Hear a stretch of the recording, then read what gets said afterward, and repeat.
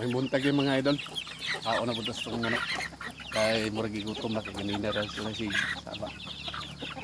Muna itong pakaon. Muna itong pakaon mga idol. Oh. Parang dali ramdag ko yung manok niya ni pakaon.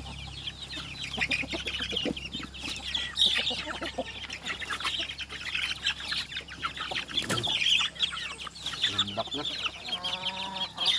Lambak na sila. Oh.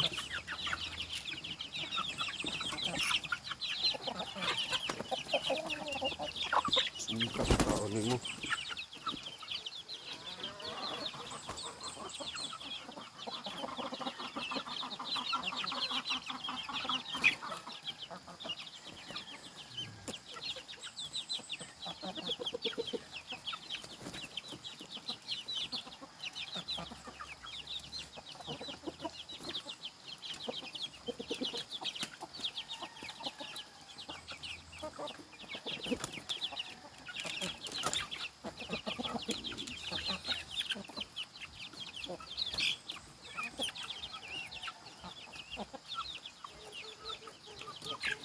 Nangyari dito ba't naputol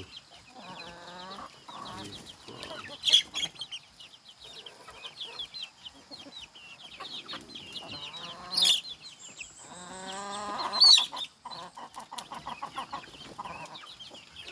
Lagi pa nga ano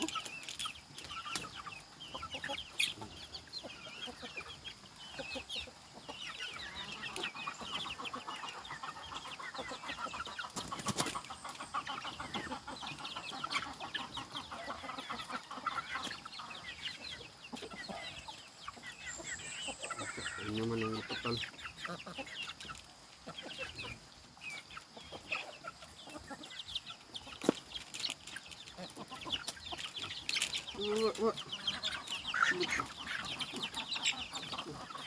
Oh.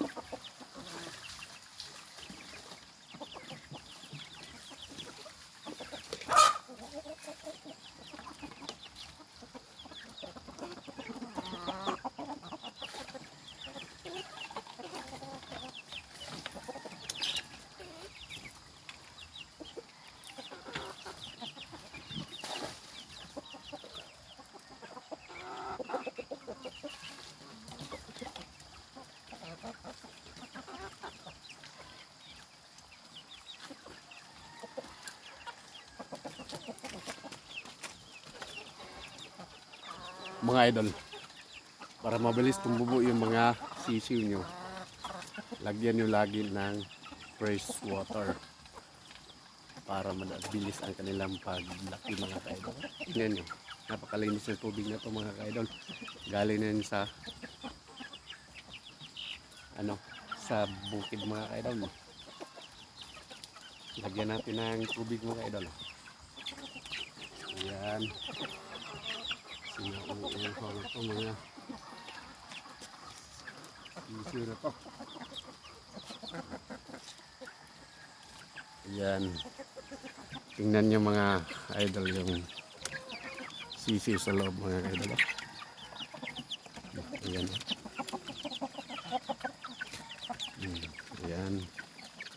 Sa loob. Hindi masyado makita mga kaidol kasi madilim sa ilalim. Sinilagyan ko yan ng harang mga kaidol para hindi sila masyadong maginaw kapag gabi mga kaidol. Ayan.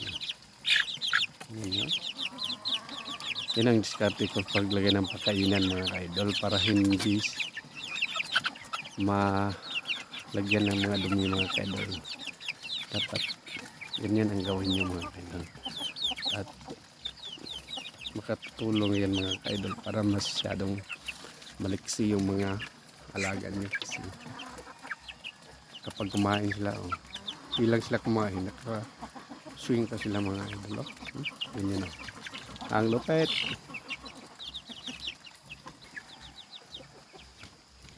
Yan, kita nyo na napagandang start ito mga idol. Ito ang gawin nyo mga idol, ganun lang kung madami yung mga sisyo ng mga idol kapag ito ang ginagawa ng mga idol. Watching.